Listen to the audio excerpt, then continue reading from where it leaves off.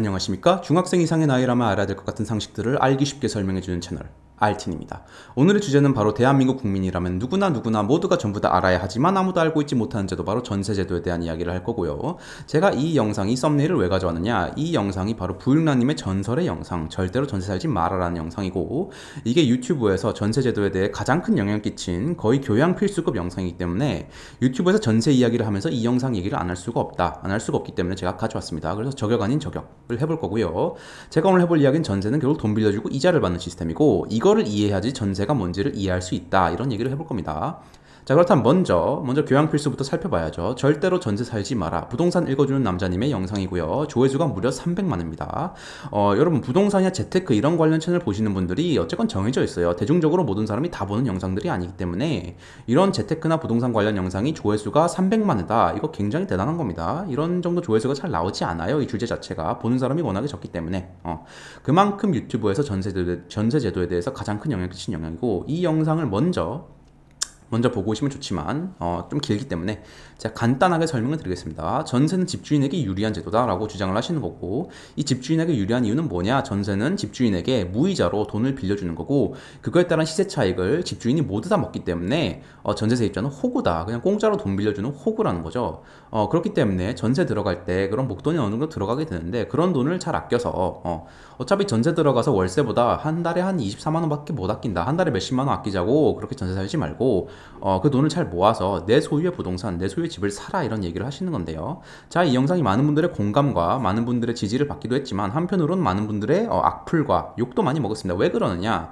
부동산 읽어주는 남자님은 기본적으로 부동산 전문 유튜버시고 부동산으로 성공하신 분이기 때문에 실거주의 집 한 채를 사는 건 무조건 맞다라고, 이렇게 그런 어떤 신념이 있으신 분이에요. 그 신념이 틀렸다고 하는 것은 아니고, 모든 사람은 자기만의 생각이 있으니까요. 다만 그 신념에 동의하지 않으시는 분들은 이 영상을 욕할 수밖에 없는 거죠. 아무튼 그러한 영상이 있었다는 것이고, 저는 무조건 전세 살면 안 된다까지는 입장은 아니고, 뭐 살아도 되긴 되는데, 단 이게 뭔지를 여러분이 정확히 알고, 그 조건이 정확히 뭔지를 알고 이해하고 사시면 문제가 안 되는데, 제가 본 거의 대부분 99% 전세 사시는 분들의 상태는 전세가 뭔지 이해를 못하고 계세요. 그냥 전세가 좀 더 월세보다 싸니까, 월세가 돈 많이 드니까 이 정도로밖에 생각을 안 하고 계신다. 그냥 전세를 살지 그럼 뭘 사느냐, 이런 식의 입장으로 살기 때문에 그래서 문제가 된다는 겁니다. 그래서 전세제도가 정확히 뭔지 제가 이해를 시켜드리기 위해 이 영상을 만든 거고요. 이 영상 보고 전세제도를 이해한 다음에도 나는 그게 좋은 것 같다, 살고 싶다라고 하시면 괜찮은 겁니다. 그거는 개인의 자유예요. 다만 뭔지를 알아야 된다는 겁니다. 자, 그렇다면 전세제도가 왜 생겼는지를 처음에 알아야겠죠. 우리나라만 있는 시스템이거든요. 다른 나라에 존재하지가 않아요. 비슷한 시스템들은 가끔 있긴 한데 거의 없다는 거고, 이게 왜 우리나라에만 유독 생겼느냐? 자, 1970년대로 돌아가야 됩니다. 1970년대는 우리 대한민국이 50년대에 6.25 전쟁을 하고 60년대 조금씩 살만해지고 70년대부터 본격적으로 경제 성장을 빠르게 하죠. 자, 전쟁터이던 나라가 이제 좀 잘 살기 시작하고 경제가 빠르게 성장을 합니다. 이러면 부동산 값이 어떻게 되겠어요? 대한민국이란 나라가 전쟁터예요. 내가 여기서 땅을 샀는데 이 땅이 북한 땅이 될 수도 있는 거예요. 그러면 집값 땅값이 어떻게 되겠습니까? 높을 수가 없겠죠. 그런 상태에서 70년대가 되면서 이 우리나라가 전쟁터였다가 점점 잘 살게 되면 당연히 부동산 값은 오르는 겁니다. 그래서 부동산이 폭등하던 시기였고, 이 시기에 전세제도가 널리 퍼집니다. 왜 그러느냐? 자, 집값이 막 오르고 있어요. 그래서 이런 집값이나 부동산 이런 거에 좀 민감하고 잘 보고 있는 사람들은 이거 무조건 오르는데, 엄청 빨리 오르는데 사고 싶단 말이에요. 근데 내가 돈이 있어요, 없어요? 돈이 잘 없죠. 이때 어쨌건 대한민국 여전히 가난한 나라입니다. 그래서 돈이 없고, 이게 돈을 빌려서 이걸 투자를 하면 무조건 내가 먹는 게임인데, 돈을 어떻게 빌릴 수 없을까? 자, 이때 은행에서 돈을 빌릴 수 있을까요? 은행에서 돈을 빌릴 수 없습니다, 여러분. 1970년대는 한 개인이 은행에서 돈을 빌리는 건 사실상 불가능했습니다. 완전히 큰 기업이 아닌 이상 은행에서 돈을 빌리기는 거의 불가능했다는 거예요. 그래서 돈을 빌릴 데도 없고, 어떤 개인적으로 빌리자니 이게 이자가 너무 많이 나오는 거죠. 이때 금리가 거의 10%였거든요. 아무튼 그래서 돈도 없고 돈을 빌리고 싶은데 방법이 없었다, 이런 거죠. 그런데 이제 생각을 하는 겁니다. 돈이 있는 집을 지금 살려고 한 세입자한테 돈을 빌리면 되지 않을까? 돈을 빌리는데 내가 이자 줄 돈은 없죠. 개인적으로 돈 빌리는 건 원래 이자가 굉장히 싸단 말이에요. 그래서 이런 식으로 제안을 하는 겁니다. 내가 돈을 빌렸는데 이자를 줄 돈은 없으니까 그 대신에 내가 이 집에 너가 공짜로 살게 해줄게. 공짜로 살게 해주고 몇 년 지나서 너가 이제 집에서 나갈 때 이 돈을 그대로 돌려줄게. 이렇게 제안을 하는 겁니다. 여기서부터 전세제도가 생기는 거죠. 그래서 예를 들어 10억짜리 집이 있다 치면, 물론 70년대 10억짜리 이런 집은 엄청 크겠지만 어쨌든 계산을 쉽게 하기 위해서 10억짜리 집이라고 치겠습니다. 이 10억짜리 집에 어떤 투자자, 자기가 가지고 있는 돈 3억, 그리고 세입자의 돈 7억을 빌려가지고 이 10억짜리 집을 사서 이 10억짜리 집이 집값이 올랐을 때 내가 이걸 먹겠다는 거죠. 그래서 이게 이런 식으로 전세제도가 생기는 거고, 그렇다면 세입자는 완전 호구냐? 그건 아닙니다. 자, 세입자는 7억으로 10억짜리 집에 살 수가 있어요. 내가 7억이 있으면은 7억짜리 집은 어쨌건 10억짜리 집보다 안 좋겠죠. 내가 7억으로 집을 만약에 산다 치면은 조금 덜 좋은 집을 사야 되는데, 만약에 내가 전세로 이 10억짜리 집에 들어가면 7억으로 사실상 10억짜리 집에 거주를 하는 거죠. 그래서 좋은 집에 저렴한 값에 살 수가 있는 겁니다. 그래서 모두가 돈이 없던 시절에 세입자는 돈을 좀 아끼고 좀 적은 돈을 좀 좋은 집에 살 수 있고, 투자자는 낮은 이자로 돈을 빌려서 투자를 할 수 있고, 이런 이해관계가 맞아 떨어졌기 때문에 전세제도가 생긴 거고 자리를 잡은 겁니다. 그런데 돈이 많고, 어쨌건 우리나라가 이제 잘 사는 나라가 됐죠. 선진국이 됐고, 빌리기도 쉽죠. 은행에서 돈 잘 빌려주잖아요. 이 빌리기 쉬운 지금 전세제도의 진실은 뭔가, 그때랑은 상황이 달라졌다는 거죠. 자, 일단 이 전세제도를 이해하기 위해서 어떤 중립적인 나라를 만들 거예요. 왜냐, 우리나라라고 주장을 하면 우리나라 여러 가지 특수성이 관련되고, 제가 이렇게 설명을 하면 우리나라는 이러이러하기 때문에 그거는 말이 안 됩니다라고 할 수가 있기 때문에 그냥 제도만 이해해보자는 거예요. 제도만. 우리나라의 특수성을 그냥 배제하고, 알팀국이란 나라가 있다. 이 나라는 집값이 굉장히 안정된 나라다. 집값이 많이 오르지도 않고 많이 떨어지지도 않고 그냥 물가 상승률 근처에서 왔다 갔다 한다고 치면은, 과연 이 나라에서 전세제도랑 월세제도랑 매매제도가 어떻게 될 것인가를 생각해보자는 거죠. 자, 이 나라 예를 들면 은행 예금이 4%다라고 치고요. 어떤 살기 좋은 집이 있어요. 괜찮은 집이 있다. 이 집이 10억이라고 칩시다. 그럼 월세가는 어느 정도를 받아야 되냐는 거죠. 자, 정답은 없지만 그냥 예시를 들어보는 겁니다. 이 집이 만약에 10억이면 월세를 얼마를 받아야 될까요? 부동산이 안정적이라는 전제 하에. 자, 일단 여러분이 평생을 살면서 기억해야 할 자산의 대원칙, 자산 투자, 뭐 이런 재테크의 대원칙, 리스크가 크면 수익률이 무조건 높습니다. 어떤 사람이 이거 리스크 거의 없고 절대 안 망하는데 이거 수익률 은행 예금보다 훨씬 좋아요 라고 하면 그건 그냥 사기꾼입니다. 뭔가 리스크가 있는 거예요. 리스크가 없는 수익은 없습니다. 자, 이거를 일단 대원칙으로 박아두셔야 돼요. 이거는 무조건 옳아요. 이거는 중력 같은 겁니다. 이거는 연력학 원칙 같은 거예요. 무조건입니다. 자, 집을 사는 게 리스크가 큽니까? 은행 예금이 리스크가 큽니까? 당연히 집을 사는 게 리스크가 크죠. 아니요, 우리나라는 부동산 무조건 올라요. 자, 그 얘기하는 게 아니고요. 이 알팀국, 집값이 안정된 나라에서 자, 집을 사는 게 리스크가 큰가? 은행 예금이 리스크가 큰가? 당연히 집을 사는 게 리스크가 큽니다. 집이 집값이 떨어질 수도 있고, 집에 불이 날 수도 있는 거고, 지진이 날 수도 있는 거고, 이 집이 어떻게 될지 모른단 말이에요. 그래서 어쨌건 리스크가 어느 정도 있기 때문에, 리스크가 있다면 수익률이 높아야겠죠.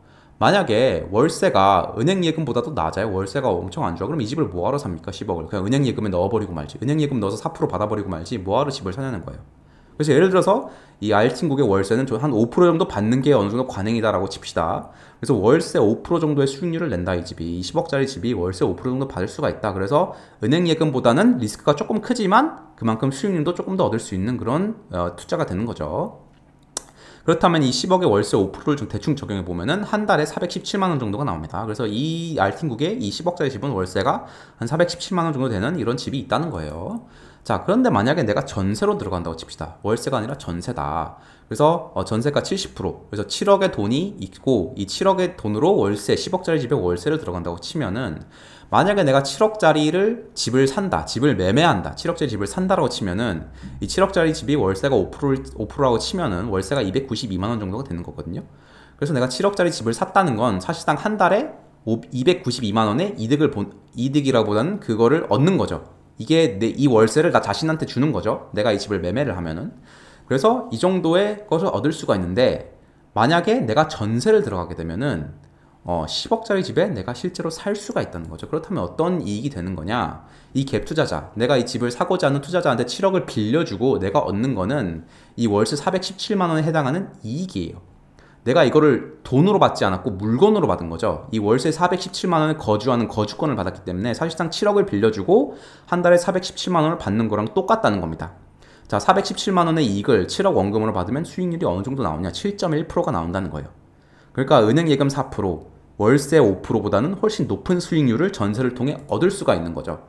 그래서 내가 원금 7억을 가지고 할 수 있는 게 뭐가 있느냐? 내가 예금을 넣어서 4% 얻을 수도 있고, 집을 사가지고 내가 5% 얻을 수 있고, 내가 실거주 하더라도 5% 얻는 겁니다. 내가 내 자신한테 월세를 주는 거니까. 만약에 어떤 갭을 투자, 집을 투자하고자 하는 사람한테 내가 이걸 빌려주면은 실질적으로 수익률은 7.1%가 나온다는 거죠. 내가 돈으로 받는 게 아니지만. 그래서 내가 주택을 거주하는 현물로 내가 이자를 받아서 이거를 돈 빌려주고 이자를 받는 거라고 생각을 안 하고 있을 뿐이지, 전세는 실질적으로 내가 이 집을 투자하고자 하는 사람한테 돈을 빌려주고 내가 이자를 받는 시스템이라는 거예요. 이자를 받는 시스템이다. 이래서 사람들이 이해를 잘 못하는 겁니다. 내가 이자를 받고 있지만 받고 있는 게 아니라고 생각을 해요. 그냥 공짜로 거주하고 있다고 생각을 합니다. 그래서 전세는 결국에 뭐냐면 이걸 다 뜯어버리고 이 핵심만 보면은, 전세는 예금이나 집을 사는 것보다는 수익률이 좀 더 높은, 좀 더 리스크가 큰 투자라는 거죠. 그리고 이 투자금 전액을, 내가 투자를 해서 얻은 수익 전액을 월세로 자동으로 나가는 그런 시스템이에요. 그래서 전세는 투자라기보다는, 내가 수익 7.1%는 투자라기보다는 기본적으로 소비의 포지션입니다. 내가 얻은 수익금 전체를 내가 월세라는 어떤 내 거주의 퀄리티를 높이기 위해 사용을 하는 그런 포지션인 거예요. 그래서 내가 왜 전세 사냐라고 물어봤을 때 대부분 사람들이 어떤 식으로 답하냐면은, 월세보단 전세가 싸다, 월세 살면 너무 비싸다, 한 달에 돈이 계속 나가는 거 아니냐, 월세 너무 비싸다, 부담된다, 전세가 낫다, 전세 대출 받으면 대출이자가 월세보다 싸다, 이런 식으로 생각을 하시는데, 왜 싼지 이유를 생각해 보셔야죠. 자, 밀튼 프리드먼이라는 경제학자가 말했습니다. 공짜 점심은 없다. 이게 뭔 소리냐면은, 뭔가 싸거나 뭔가 이게 이득이 있다는 거는 거기에 대한 비용이 어딘가 숨어 있다는 거예요. 그게 겉으로 안 보이더라도 어딘가 있다는 겁니다. 전세가 월세보다 싼 이유는, 싸게 느껴지는 이유는 이 전세에 대한 리스크, 내가 이 사람한테 돈을 빌려주는 리스크가 있기 때문에, 이 사람 돈을 안 갚거나 뭔가 돈 가지고 칠 리스크라는 게 있기 때문에, 그래서 싼 겁니다. 그래서 리스크에 대한 보상을 받는 거지, 이게 아무 이유 없이 싼 게 아니라는 거예요. 이걸 이해하셔야 되는 겁니다. 그래서 누군가가 제가 부동산을 투자할 건데 한 돈 좀 빌려줄 수 있습니까? 라고 했을 때 당신이 그래요, 부동산 한국 많이 오르고 있지, 제가 투자하면 아무 수익이 날 것 같아서 돈을 빌려드리겠습니다 라는 거에 동의를 하신다면, 전세를 살아도 되는 그런 어떤 생각을 가지고 계신 거고, 아니 부동산 투자한 놈한테 미쳤다고 내가 돈을 빌려줘요 라고 생각하시면서 전세를 살고 있다면 본인이 모순된 행동을 하고 있다는 겁니다. 자, 근데 여기서 끝이 아니죠. 우리나라는 지금 이제 시대가 변하면서 굉장히 신기한 것들이 많이 생겼습니다. 전세 대출이라는 게 생겼어요. 이런 거죠. 은행에 가가지고 제가 좀 돈을 빌리고 싶습니다 라고 얘기를 하는데, 은행이 그럼 어디에 쓰실 건데요? 라고 했는데, 제가 부동산 투자하는 분이 있는데 제가 그분한테 돈을 좀 빌려주려고요. 그분한테 제가 이자 받아가지고 제가 돈 갚을게요 라고 하는 건데, 언뜻 들으면 굉장히 이상하죠. 은행이 일개 개인한테, 그리고 이 일개 개인이 생판 모르는 사람한테 돈을 빌려주겠다고 하는데, 은행이 그래요? 굉장히 좋은 그런 재테크를 하고 계시군요. 제가 돈을 빌려드리겠습니다. 이렇게 되는 거죠. 이게 전세대출입니다. 굉장히 특이한 시스템이죠. 거기다 더 신기한 것도 있습니다. 자, 부동산 투자자한테 제가 돈을 좀 빌려드리고 싶어요. 이 부동산 한국 오르는데 제가 돈을 빌려드리고 싶은데, 제가 좀 형편이 좀 어려워서 제가 돈이 좀 없습니다. 어떻게 하죠? 그랬더니 나라에서 돈 빌려드려야지. 돈 빌려드려야죠, 나라에서. 이런 분들을 이런 훌륭한 부동산 투자업자들한테 돈을 빌려주시려고 하는 건데 저희가 돈을 빌려드려야죠. 나라에서도 이런 식으로 빌려준다, 낮은 이자로. 굉장히 신기한 시스템이죠. 그러고 이제 또 돈을 빌려주고 싶은데, 제가 투자자들을, 한국 집값 오르니까 투자자들한테 돈을 빌려드리고 싶은데, 제가 좀 이 돈이 떼먹을까봐 좀 무섭거든요. 그랬더니 나라에서 또 어떻게 하죠? 주택도시보증공사라는 걸 만들어서 이 전세보증보험이라는 게 있죠. 그래서 전세금이 떼먹히면은 우리가 대신 내주고, 우리가 그걸 보증해줄게, 보험을 해줄게라는 거죠. 그래서 이런 굉장히 신기한 시스템들이 생겨난 나라가 되었다는 겁니다. 자, 여기서 이제 부동산 투자에 대해서 이제 전세는 뭔가 하락 포지션이다, 전세는 숏 포지션이다 이렇게 주장하시는 분들이 있는데, 1주택이 중립 포지션이고, 자, 그런데 사실 생각을 해보면, 자, 부동산을 투자하는 사람한테, 어떤 자산을 투자한 사람한테 당신이 돈을 빌려줬으면 이 자산이 오르길 바라야 되나요? 떨어지길 바라야 되나요? 오르길 바라야 되죠. 자, 갭 투자는 어쨌건 내가 돈을 빌려서 수익을 내야 되는 거고, 내가 이 갭 투자한테 돈을 빌려줬으면, 만약에 이 갭 투자자가 망해버리면, 집값이 폭락해가지고 망해버리면 내가 돈을 돌려받기가 쉬울까요? 어려울까요? 돌려받을 수도 있지만, 이 투자한 사람이 어디서 돈을 끌어와가지고 나한테 갚을 수도 있지만 못 갚을 확률이 생긴다는 거잖아요. 그러니까 집값이 올라야 됩니다. 전세세입자도. 내가 부동산 투자자한테 돈을 빌려줬으면 집값이 올라야 내가 안정적으로 내가 빌려준 돈을 돌려받을 수가 있잖아요. 그래서 전세제도도 사실 집값이 올라야 유지되는 제도라는 얘기가 있는 게, 이 두 사람 다 집값이 올라야 이 시스템이 유지가 되는 거거든요. 그래서 전세세입 어떤 리스크, 집값이 오르거나 떨어지는 거에 대한 리스크는 이 투자자가 거의 대부분 안고 가는 거고, 그러니까 고위험인 대신에 엄청나게 수익률이 높죠. 내가 돈을 빌려서 투자를 했으니까. 그 대신 전세세입자는 완전 고위험까지는 아니고 좀 중위험이죠. 내가 돈을 빌려주고 어떤 고정된 이자를 받는 거기 때문에 중위험 중수익이다 라고 보시면 됩니다. 정가 주고 리스크 없이 사는 게 월세고요. 약간의 리스크를 안고 사는 게 집값이 오른다는 전제하에 리스크를 안고 사는 게 전세라는 거죠. 그래서 시세 차익이 생겨서 이 오른 집값의 대부분은 갭 투자자 집을 투자한 사람이 먹는 거고, 돈을 빌려준 세입자는 이 투자자의 수익을 조금 이자라는 형태로 나눠 먹는 시스템이라는 겁니다. 자, 그래서 부동산 투자자한테 돈을 빌려주고 내가 중위험, 중리스크의 중간 정도 수익을 내가 추구를 한다 라고 한다면 뭐 전세 살아도 저는 크게 문제될 게 없다 라고 생각을 하는 거죠. 자, 그렇다면 사람들이, 근데 여기서 함정이 있어요. 사람들이 리스크와 수익률을 정확히 따지며 합리적인 선택을 하느냐? 아니라는 거죠. 왜냐? 전세제도가 뭔지 그냥 이해를 못하고 있으니까 전세가 월세보다 싸다, 그래서 전세 산다, 이런 사람이 많기 때문에 사람들이 합리적 선택을 하지 않는다는 겁니다. 그래서 대한민국은 이런 인식이 생겼어요. 워낙에 전세제도가 많이 널리 퍼지고 자리 잡으면서 뭐 대부분 사람들이 전세를 살아버리니까 월세 산다는 건 뭔가 내가 전세 들어갈 목돈도 없는 뭔가 거지, 뭔가 쪽팔린 거, 이런 얘기를 하신단 말이에요. 그래서 월세에 대한 기피가 되게 심하단 말이에요. 그래서 대한민국은 극단적으로 전세를 선호하는 시스템이고, 극단적으로 전세를 선호한다는 건 뭐냐? 부동산을 투자하고 싶은 사람한테 돈을 서로 빌려주려고 안달이 났다는 겁니다. 서로 제가 부동산 투자하고 싶은데 돈 좀 빌려주시겠습니까 하면은 제 돈 가져가시죠, 제 돈 가져가시죠, 아닙니다, 제가 먼저 빌려드리겠습니다, 이런 나라라는 거예요. 그러니까 이게 전세제도가 정상적으로 작동을 하지 않는 거죠. 왜냐? 사람들이 합리적으로 전세를 선택하는 게 아니기 때문에. 그래서 투자자한테 서로 앞다투어 돈을 빌려주려고 한다는 거는 집값이 오른다는 거죠. 어쨌건 부동산 시장으로 돈이 계속 쏟아져 들어온다는 거잖아요. 서로 돈을 빌려주고 투자를 할 레버리지가 계속 들어오는 겁니다, 이 시장에. 그렇다는 건 서로 돈을 빌려주려고 한다는 건 집값이 오른다는 거고, 집값이 오르면 전세가가 오르죠. 전세가가 올랐으니까 내가 전세가가 오른 만큼 세입자도 돈을 올려줘야 되잖아요. 그러면서 또 돈이 전세로 더 들어오니까 집값이 또 오르고, 이 사이클이 계속 도는 겁니다. 이 사이클이 계속 돌기 때문에 이게 어찌됐건 전세제도가 한국 집값이 오르는데 크게 기여를 했다는 거죠. 물론 그것 때문에만 오른 건 아니지만. 반면에 집값이 하락할 때는 갭으로 집을 살려고 하는 사람이 별로 없겠죠. 그러니까 집을 살려고 하는 사람은 별로 없는데 전세를 살고 싶은 사람은 여전히 많아요. 여전히 많고, 기존에 살던 사람들은 계속 전세를 살고 싶고, 기존에 집이 있던 사람들은 집을 팔고 전세로 살고 싶어 하고. 왜냐? 월세를 살겠다는 생각을 안 해. 아니, 가뜩이나 집값 떨어져서 내가 힘든데 조금이라도 더 싼 전세를 살아야지, 이런 사람들이 많아지기 때문에 전세가가 조금 떨어지다가 말아요. 왜냐? 전세로 수요가 몰리니까. 그래서 전세가 덜 떨어지니까 매매가도 덜 떨어지고, 가끔 이런 역전세 같은 것도 생기죠. 깡통전세도 생기고 오히려 매매가가 전세가보다 낮은 이상한 현상. 이런 이상한 현상이 왜 생기냐? 사람들이 전세를 극도로 선호하기 때문에 생기는 거예요. 그래서 우리나라의 이 극단적인 전세에 대한 선호, 그리고 월세에 대한 안 좋은 인식, 월세에 대한 편견 때문에 이런 부동산 투자한 사람한테 돈 빌려주고 싶은 사람이 항상 넘치고 많다는 거고, 이거는 상승할 때는 이 상승을 증폭시키고, 왜? 레버리지가 더 들어오니까, 사람들이 돈을 계속 빌려주니까, 집 사라고. 상승을 증폭시키고, 집값이 떨어질 때도 왜 집을 안 사십니까? 집을 사세요라고 사람들이 계속 돈을 빌려주려고 하기 때문에 전체적으로 하락을 둔화시킨다는 거죠. 그래서 이 한국의 집값이 오른 이유는 여러 가지가 있지만, 이 전세에 대한 극단적인 선호도 큰 역할을 했다는 것이고, 그렇기 때문에 부육나님이 전세입자는 호구다라는 이런 발언이 이 배경에서 이렇게 생기는 거예요. 전세를 너무나 좋아하기 때문에, 우리나라 사람들이. 그래서 이런 얘기가 나오는 겁니다.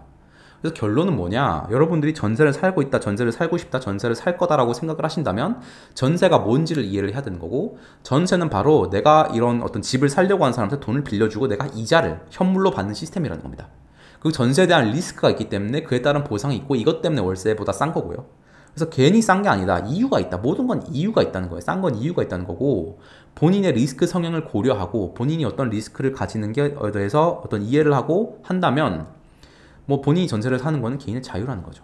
다만 이런 대한민국의 특수성, 전세를 선호한 특수성 때문에 여러 가지 문제들이 생기고, 전세입자가 호구라는 생각하는 그런 의견도 생긴다는 거죠. 그래서 이런 것들을 내가 이해하고 생각한다면 그 전세 시스템을 이해하는 건 여러분의 자유다. 여러분의 자유다. 하지만 이해를 제발 하시라는 거죠. 이상입니다.